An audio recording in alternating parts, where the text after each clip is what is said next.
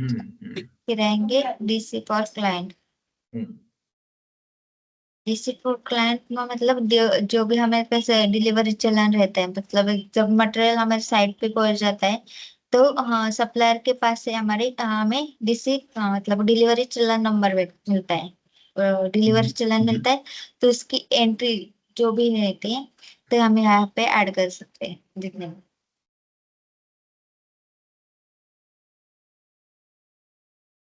ये देखो यहाँ पे ऐड करेंगे तो यहाँ पे डीसी डेट आ जाएगा, उसका डेट, हाँ प्रोजेक्ट का नाम, डीसी का डीसी टाइमिंग, जो भी डिलीवरी चलन का टाइमिंग रहेगा वो, ड्यू डेट, डीसी मतलब उसका ड्यू डेट क्या रहेगा वो,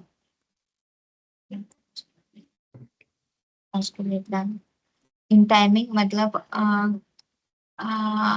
जब भी मटेरियल यहाँ पे पहुंच जाएगा साइट पे आएगा उसका इन टाइमिंग यहाँ पे डालने के लिए।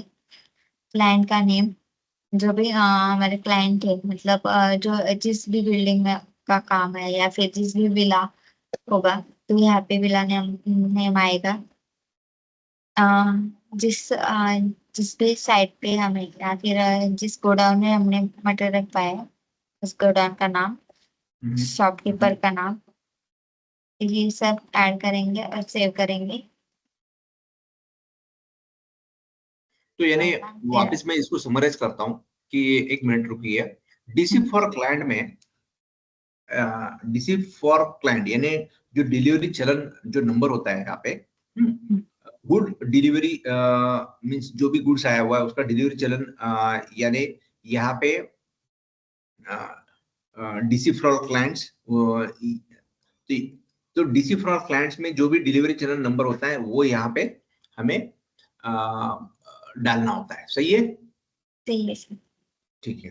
तो जनरली ये जो डैशबोर्ड्स होता है डीसी का, डिलीवरी चलन का, ठीक है, तो वापस वो डैशबोर्ड में चलिए आप।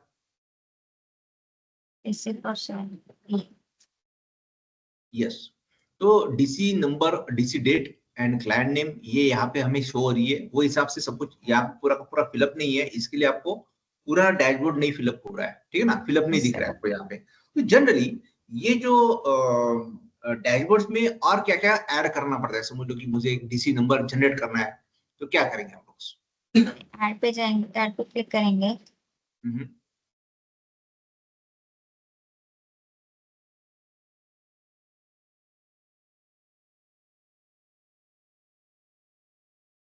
फिर हमें यस यहाँ पे सारे डिटेल्स फिल करेंगे।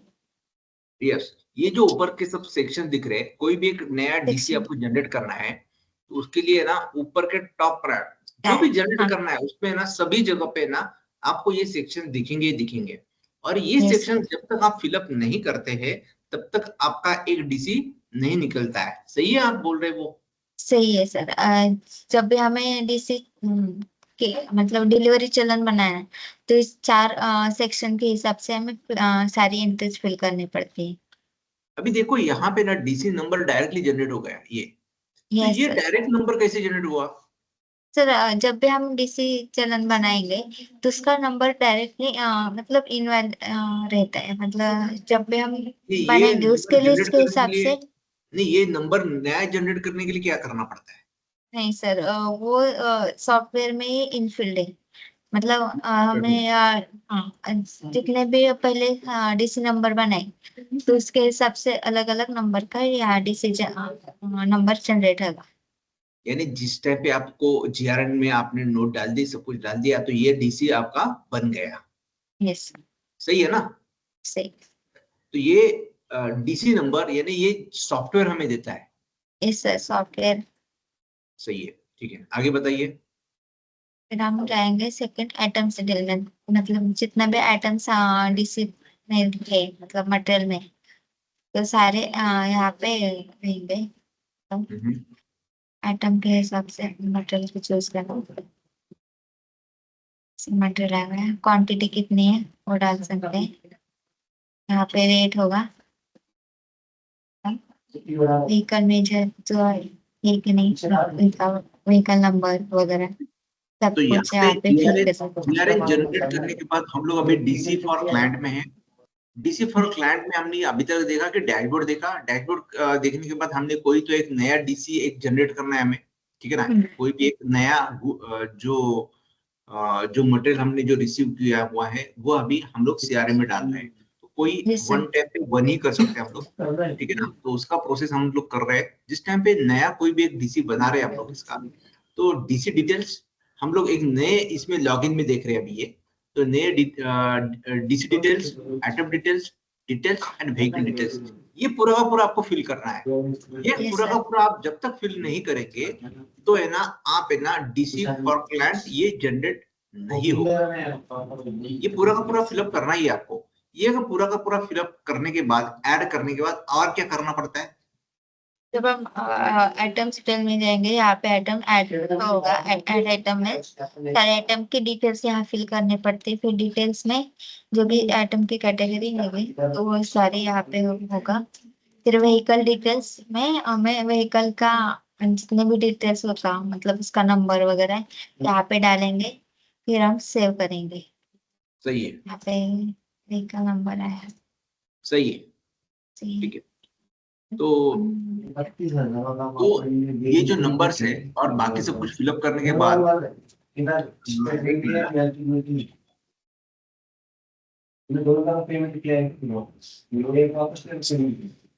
क्वांटिटी वार्निंग है।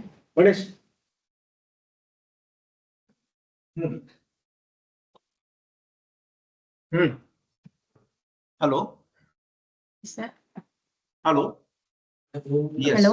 तो ये जो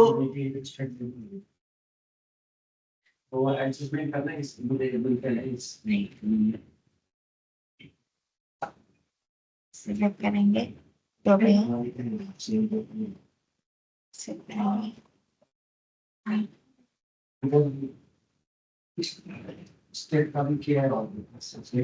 यहाँ पे व्हीकल नंबर है। गणेश इथे व्हिडिओ बनवत आहे, म्हणून आवाज नको.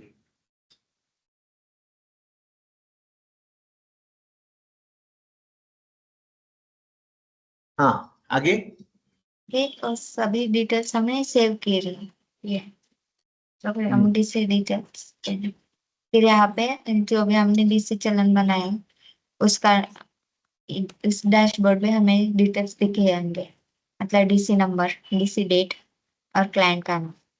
Yes, perfect. आगे ये डीसी नंबर जनरेट होगा। फिर आएंगे हम ट्रांसफर आउट पे। डीसी नंबर जनरेट होने के बाद और मटेरियल आप तो यहाँ पे भी आ गए डायरेक्टली। तो DC फॉर क्लाइंट ये क्यों इम्पोर्टेंट है? सर डीसी फॉर क्लाइंट मतलब डिलीवरी चलन में भी हम डिलीवरी चलन की एंट्रीज यहाँ पे हो सकते हैं।